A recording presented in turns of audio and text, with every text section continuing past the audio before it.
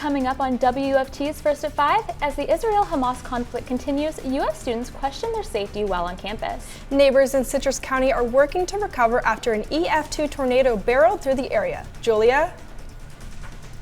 And we're continuing to see a cold front on the rise, but first, temperatures are rising right before.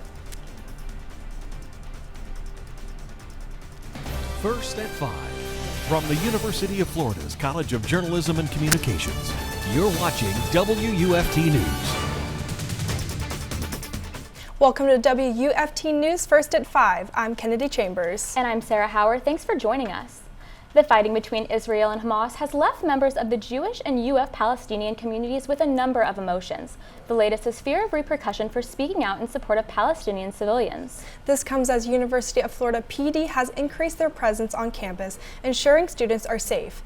WUFT's Sandra McDonald tells us more about how community groups are coming forward to offer their support to those struggling here at home. A coalition of student groups at the University of Florida gathered a crowd of about 100 students Thursday night. Several mentioned they were scared but ready to educate others. Organizers gathered in support of the civilians caught in the crossfire of the ongoing conflict between the terrorist group Hamas and Israel.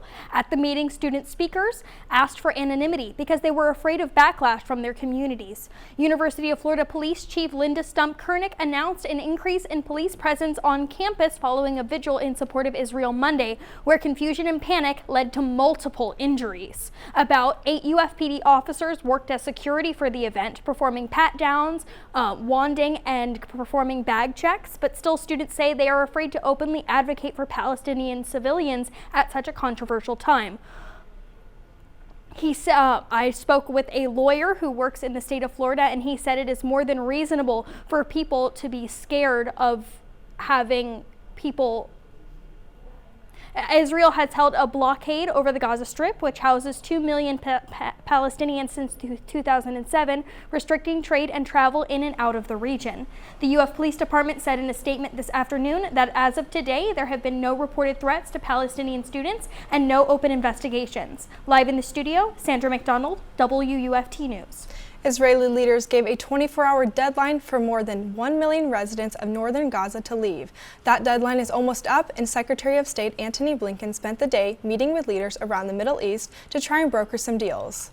Prime Minister Benjamin Netanyahu has vowed to destroy Hamas while calling on residents to flee south ahead of their planned ground assault.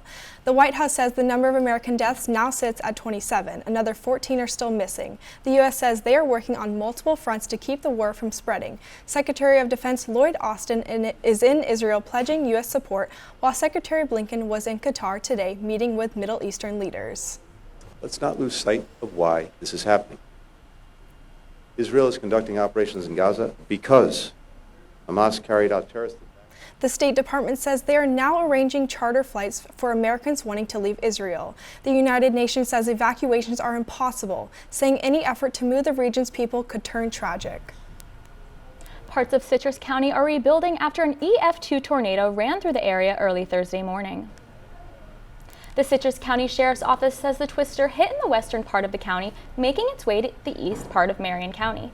County leaders say wind speeds were estimated to be more than 100 miles per hour. It forced classes to be canceled Thursday, but school leaders say after assessing the damage, they were able to resume class today.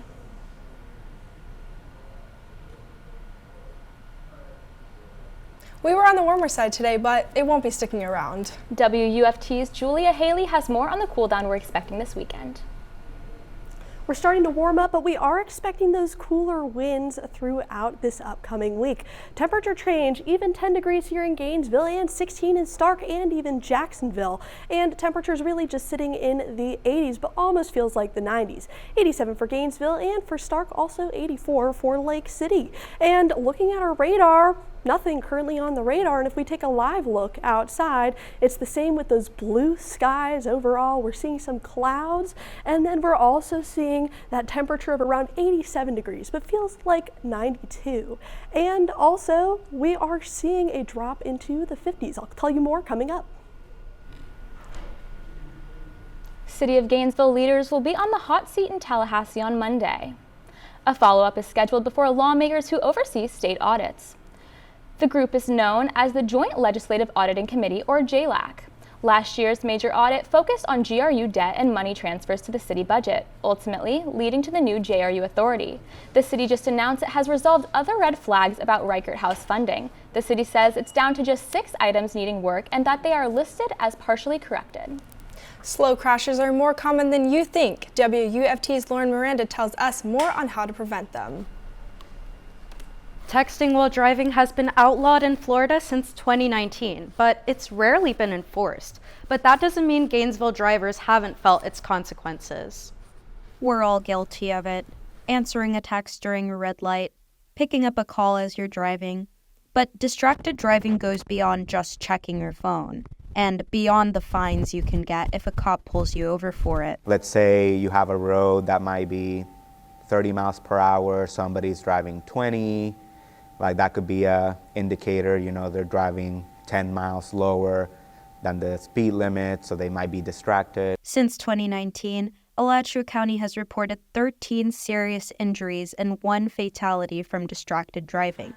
Slow crashes have been coined by GPD for accidents between vehicles going less than 30 miles an hour. I think it's definitely a hard issue to solve because I know we've been tackling it for a while, but just education and awareness, I think, would really be the only way to go about it. This year, GPD has been approved for extended funding from the Florida Department of Transportation to continue the Put It Down campaign.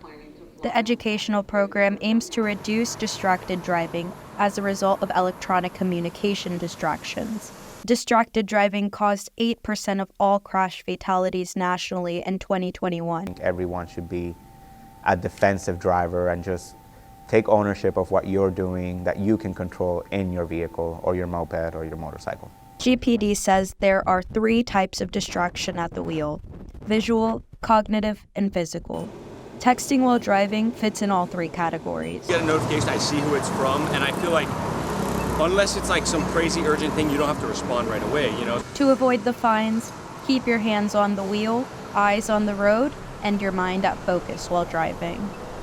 And a $30 fine is the price you might pay for your first offense while texting behind the wheel. With your second, you get 3 points added onto your driving record. So GPD recommends drivers either pay attention or pay the price. Reporting live from the studio, Loren Miranda, WUFT.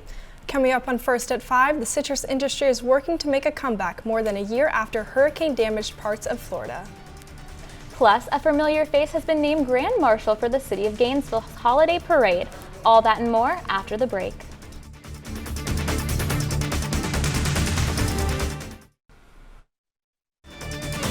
You're watching WUFT-TV News.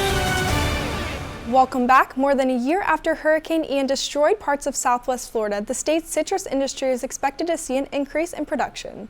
The initial forecast was released this week by the U.S. Department of Agriculture. Hurricane Ian, which hit the area in September 2022, tore through the heart of the state's citrus industry. In addition to recovering from Ian, the industry continues to face pressures ranging from development to a decades-long battle against citrus greening disease. The forecast projects that growers will produce 20.5 million boxes of oranges this year, a nearly 30% increase from last season. But it would be less than half of the 41.2 million boxes produced 2 years ago. The FEMA Disaster Recovery Center in Suwannee County has moved to a new location. Starting Tuesday, October 16th, the center is moving from its previous location at Suwannee County Coliseum to Memorial Field at the Douglas Center in Live Oak. If you're in need of resources as you continue to recover from Hurricane Idalia, the center will be open Monday through Saturday from 9 a.m. to 6 p.m. FEMA representatives and those from the Small Business Administration will be on hand to help neighbors. He's been a Heisman-winning quarterback and national championship-winning head coach at the University of Florida, and now he can add 2-time parade grand marshal to his resume. The city of Gainesville named Steve Spurrier the Grand Marshal for the very GNV Holiday Parade. This is the second time Spurrier will be leading the parade after the 2016 UF Homecoming Parade. The event will be at noon on Saturday, December 2nd, starting at West University Avenue. The parade will help kick off the holiday season city events. If you're planning on going to see the eclipse, this cold front may ruin your chances. I'll track your viewing chances after the break.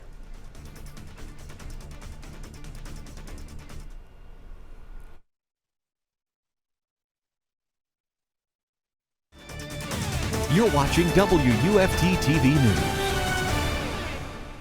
Over 24 hours, we saw almost an inch of rainfall, especially along the east coast, along I-95, a little bit in Tampa and Sarasota as well. But currently seeing nothing on the radar, no rain in the forecast for this evening.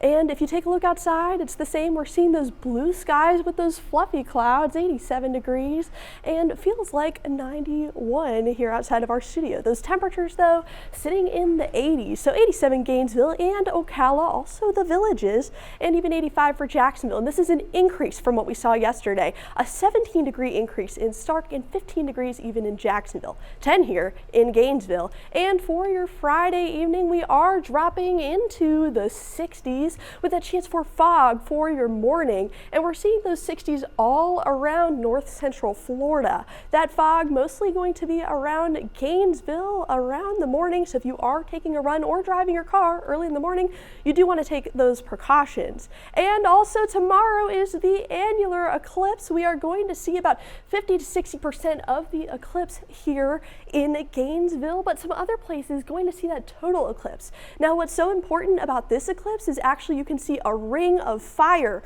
around it. So really, really cool and really special to see. This annular eclipse for us, we're seeing around a 3-hour duration. So the eclipse is going to start around noon and then it's going to peak around 1:30 p.m. Now we are having that partial eclipse, so we get to see just a little bit of it. You do want to make sure you are wearing your protective gear as well, because it's never safe to look in the sun. But we are seeing those sunny skies, so it's going to be a perfect weekend. We do have this cold front, which is going to bring in some clouds, but for here in Alachua County, looking pretty safe for that eclipse. Some other areas, though, such as Perry and even Tallahassee, a little bit less likely to see that partial eclipse. And then throughout the day, we are seeing those clouds build up as we do have this cold front bringing just some mild and very small isolated showers throughout north central Florida. And so for your weekend, Saturday sitting in the 80s, and then that cold front going to drop us even into the 70s with those lows nearing the 60s and the lows getting even lower just a little bit later. But for fall foliage, we are seeing those colors start to show, but still here in Florida, not much color at all for our leaves, still being a Florida fall. And the tropics as well. We do have Sean, who is still making its way, and we are watching another depression as it does have its chances currently increase. And so for your 7-day outlook, we do have that cold front dropping us with that chance for fog on Saturday, dropping us even into the 70s and the low 50s by your Monday. And then once again, we are rising with those sunny skies overall. Coming up on sports, we'll take a look at some local high school football. Eastside hosts Newberry tonight in a battle of 4-2 teams. We'll get you a full preview and much more in the break after the break.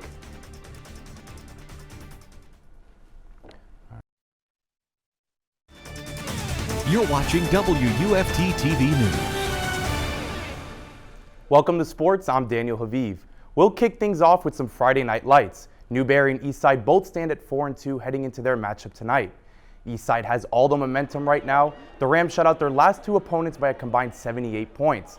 They've also remained a perfect 2-0 at Citizens Field.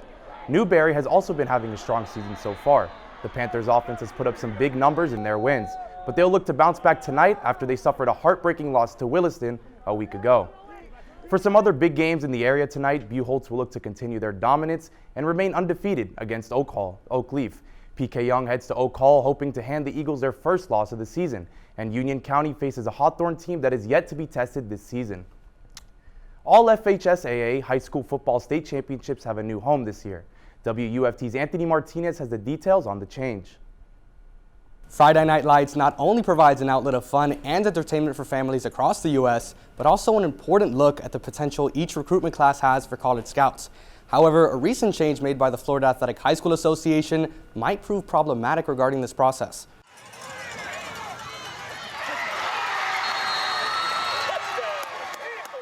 The Florida High School Athletic Association moved all 9 of its high school football state championships to Bragg Stadium, home of the Florida A&M University Rattlers in Tallahassee. The organization expressed enthusiasm following the decision. FHSAA Executive Director Craig Damon says, "Creating opportunities for our student athletes is a top priority of ours, and finding a facility large enough to host the whole series in one location and welcome thousands that wish to attend is a dream come true." And although many love how the decision looks on paper, Due to its location, many believe it generates an unfair advantage to college scouts based in Tallahassee.